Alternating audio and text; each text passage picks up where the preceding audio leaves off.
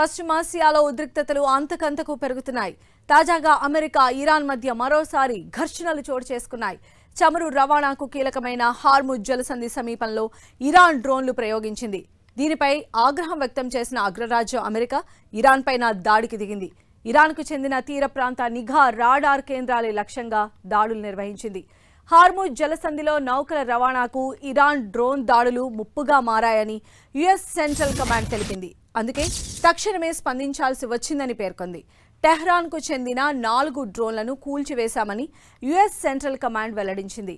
దీని తర్వాత గోరుక్, ఖేష్మ్ ద్వీపంలోని Iran radar కేంద్రాలను కూడా లక్ష్యంగా చేసుకున్నట్లు పేర్కొంది.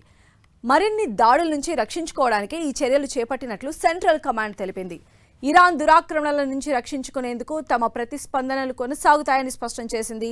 సంఘర్షణలు ముగించేందుకు ఇరు దేశాల మధ్య చర్చలు కొనసాగుతున్నప్పటికీ దాడులు మాత్రం ఆగకపోవడంతో పశ్చిమాసియాలో టెన్షన్స్ కొనసాగుతూనే ఉన్నాయి.